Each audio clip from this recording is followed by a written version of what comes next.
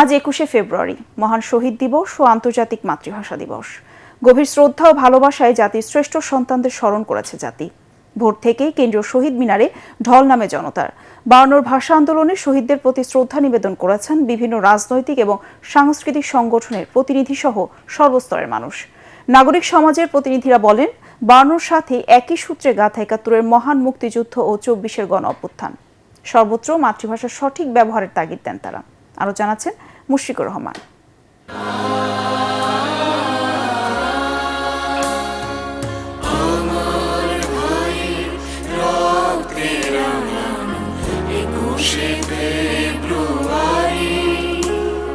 ফুল হাতে খালি পায়ে প্রভাত ফেরির মিছিল, পরনে শোকের পোশাক, কণ্ঠে ভাই হারানোর আহাজারি।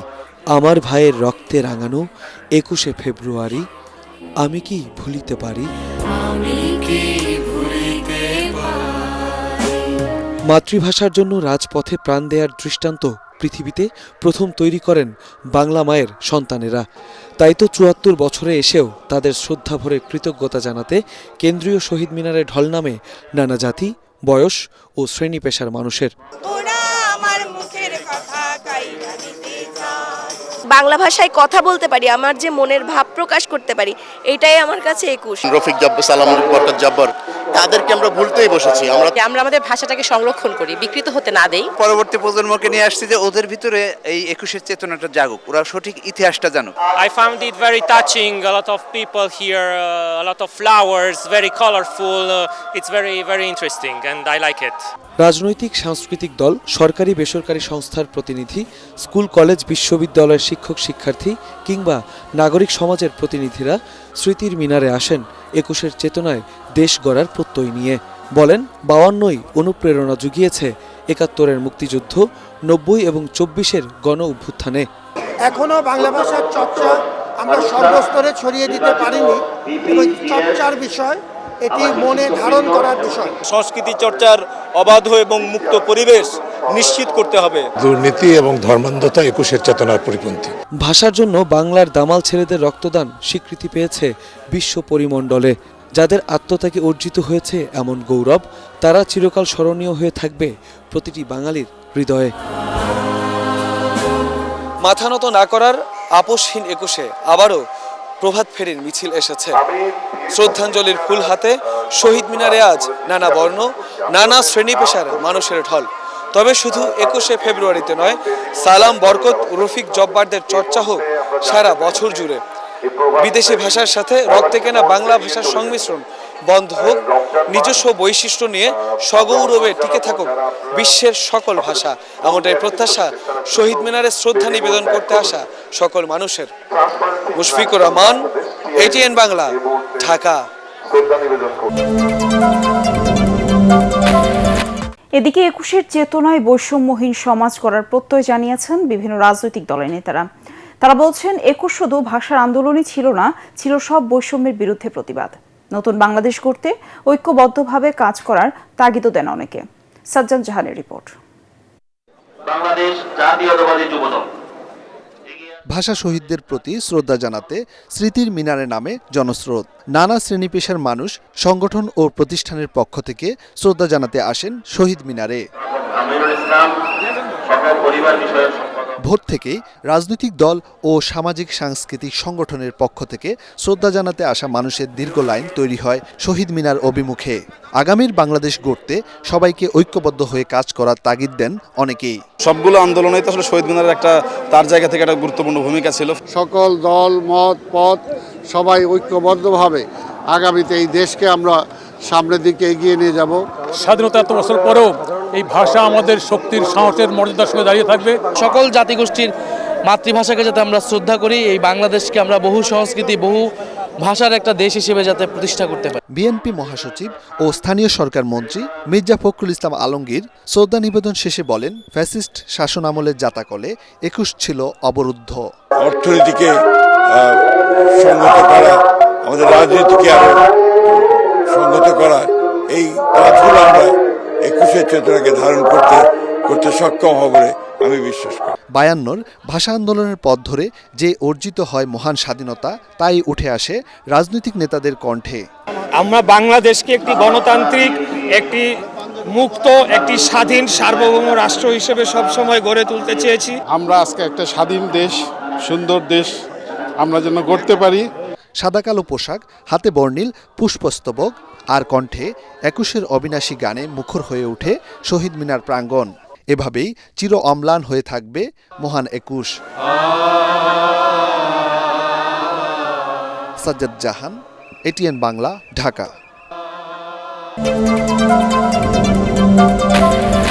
এর আগে মহান শহীদ দিবস ও আন্তর্জাতিক মাতৃভাষা দিবসের প্রথম প্রহরে ভাষা শহীদদের স্মরণে কেন্দ্রীয় শহীদ মিনারে শ্রদ্ধা নিবেদন করেন রাষ্ট্রপতি মোহাম্মদ শাহাবুদ্দিন ও প্রধানমন্ত্রী তারেক রহমান।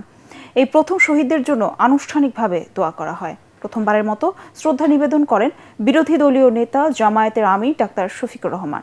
পরে সর্বস্তরের মানুষ শহীদ মিনারে ফুল দিয়ে শ্রদ্ধা জানান। বিস্তারিত ইয়াসিন রানার রিপোর্টে।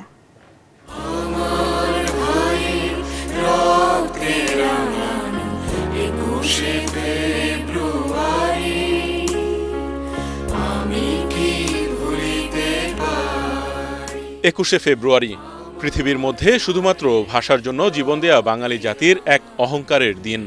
১৯৫২ সালের এই দিনে মাতৃভাষা বাংলার মর্যাদা রক্ষায় বুকের তাজা রক্ত ঢেলে দিয়েছিলেন সালাম, বরকত, রফিক জব্বার সহ নাম না জানা অনেক ভাষা সৈনিক।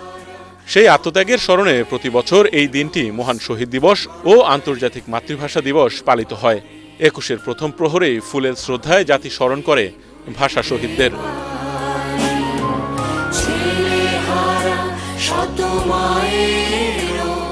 রাত ১২টার পরপর কেন্দ্রীয় শহীদ মিনারে ফুল দিয়ে শ্রদ্ধা নিবেদন করেন রাষ্ট্রপতি মোহাম্মদ শাহাবুদ্দিন।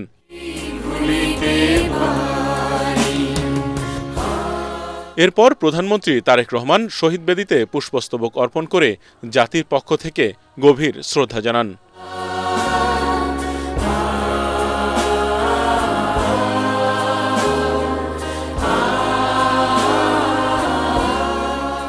পুষ্পস্তবক অর্পণের পর কিছু সময় নীরবে দাঁড়িয়ে থাকেন প্রধানমন্ত্রী। এ সময় ৫২ ভাষা শহীদদের জন্য বিশেষ দোয়া ও মুনাজাত করেন প্রধানমন্ত্রী তারেক রহমান। এরপর মন্ত্রী পরিষদের সদস্য ও দলের স্থায়ী কমিটির সদস্যদের নিয়ে আরও একবার ফুল দেন তারেক রহমান। পরে জিয়া পরিবারের পক্ষ থেকেও ফুল দিয়ে শ্রদ্ধা নিবেদন করা হয়। প্রধানমন্ত্রীর শ্রদ্ধা নিবেদন শেষে সশস্ত্র বাহিনীর পক্ষ থেকেও ফুল দিয়ে শ্রদ্ধা জানানো হয়। ৩ বাহিনীর শ্রদ্ধা নিবেদন শেষে কেন্দ্রীয় শহীদ মিনারে ভাষা শহীদদের ফুল দিয়ে শ্রদ্ধা জানান বিরোধী দলীয় নেতা জামায়াতের আমির ডাক্তার শফিকুর রহমান। এ সময় সাথে ছিলেন ১১ দলীয় জোটের নেতারা। প্রধানমন্ত্রী শহীদ মিনার এলাকা ত্যাগ করার পর বাংলাদেশে কর্মরত বিভিন্ন দূতাবাসের রাষ্ট্রদূত, কূটনীতিকরা ফুল দিয়ে শ্রদ্ধা জানান। এরপর রাজনৈতিক, সামাজিক ও সাংস্কৃতিক সংগঠনের নেতাকর্মী সহ সর্বস্তরের মানুষের শহীদ মিনারে ঢল নামে। সময় যত গড়িয়েছে খালি পায়ে শহীদ মিনারে এসে ফুল দিয়ে ভাষা শহীদদের প্রতি ভালোবাসা ও কৃতজ্ঞতা প্রকাশ করেন হাজারো মানুষ। ইয়াসিন রানা, এটিএন বাংলা, কেন্দ্রীয় শহীদ মিনার, ঢাকা।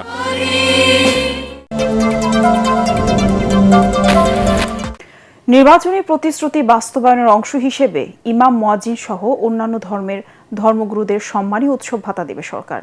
তেজগাঁও প্রধানমন্ত্রীর কার্যালয়ের সামনে প্রধানমন্ত্রী উপদেষ্টা ডক্টর মাহদি আমিন সাংবাদিকদের তথ্য জানান।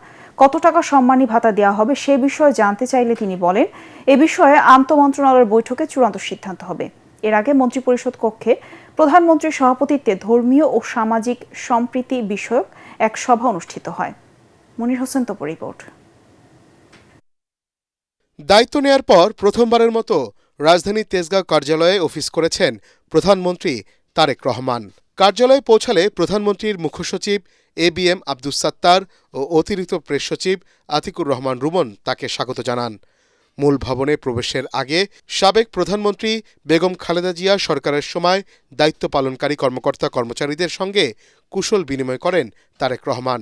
পরে কার্যালয় চত্বরে স্বর্ণচাপা ফুলের চারা রোপণ করেন তিনি। এ সময় প্রধানমন্ত্রীর প্রতিরক্ষা উপদেষ্টা অবসরপ্রাপ্ত brigadier general doctor AKM Shamsul Islam সহ অন্য কর্মকর্তারা উপস্থিত ছিলেন। কর্মদিবস হিসাবে তিনি কাজ করলেও আজকে কিন্তু ছুটির দিন ছিল। এই দিবসেও তিনি কাজ করেছেন এবং গত নির্বাচনের আগে বাংলাদেশের জনগণের জন্য উনি কি কাজ করবেন, দলের কি ম্যানিফেস্টো, বাংলাদেশের মানুষের জীবন মান উন্নয়নে ওনার কী কর্মসূচি, এই কর্মসূচি কীভাবে বাস্তবায়ন করা যায়, এই বিষয়গুলো নিয়ে উনি সারাক্ষণ কথা বলেছেন। ভিআইপি বলতে আমরা যে জিনিসটা দেখতাম আগে, সেখান থেকে সম্পূর্ণ ভেঙে এসে এখানে ঢুকার আগে ট্রাফিক সিগন্যালও ছিলেন, দীর্ঘক্ষণ সেখানে অপেক্ষা করেছেন, অফিসে ঢুকার আগে একটি বৃক্ষরোপণ করেছেন। এরপর তারেক রহমান মহান শহীদ দিবস ও আন্তর্জাতিক মাতৃভাষা দিবস 2026 উপলক্ষে বিশেষ ডাকটিকিট উন্মোচন করেন। পরে মন্ত্রিপরিষদ কক্ষে প্রধানমন্ত্রীর সভাপতিত্বে ধর্মীয় ও সামাজিক সম্প্রীতি সুদৃঢ়করণ বিষয়ক এক সভা অনুষ্ঠিত হয়। সংবাদ সম্মেলনে জানানো হয়, নির্বাচনী প্রতিশ্রুতি বাস্তবায়নে বেশ কিছু দিক নির্দেশনা দিয়েছেন তারেক রহমান। মাননীয় প্রধানমন্ত্রী আলোচনা করেছিলেন আমাদের একটি নির্বাচনী প্রতিশ্রুতি, যেটি বিভিন্ন মসজিদের সম্মানিত খতিব সাহেব, সম্মানিত ইমাম সাহেব এবং সম্মানিত মুয়াজ্জিন সাহেব সহ অন্যান্য ধর্মের যারা রয়েছেন সেসব ধর্মগুরুদের জন্য আমাদের একটা প্রতিশ্রুতি ছিল যে মাসিক সম্মানী এবং উৎসব ভাতা প্রদান করা হবে। এবং মাননীয় প্রধানমন্ত্রীর নির্দেশে একটি সিদ্ধান্ত গৃহীত হয়েছে যে ইনশাআল্লাহ এই ঈদের আগেই আমরা এটি পর্যায়ক্রমে শুরুর যে প্রস্তুতি সেটি সম্পন্ন করে কিছু কিছু জায়গায় ইনশাআল্লাহ সম্মানিত খতিব সাহেবদের, ইমাম সাহেবদের এবং মুয়াজ্জিন সাহেবদেরকে একটি সম্মানী প্রদান করব ইনশাআল্লাহ। ঈদ উল ফিতরের আগেই প্রাথমিকভাবে কয়েকটি এলাকায় এবং পরে পর্যায়ক্রমে সারা দেশে এ সম্মানী ও উৎসব ভাতা চালু করা হবে বলেও জানান প্রধানমন্ত্রীর উপদেষ্টা ডক্টর মাহাদি আমিন। পরবর্তীতে এই বিষয়ে অবহিত করবে। তবে আমরা মনির হোসেন তপু, এটিএন বাংলা, ঢাকা।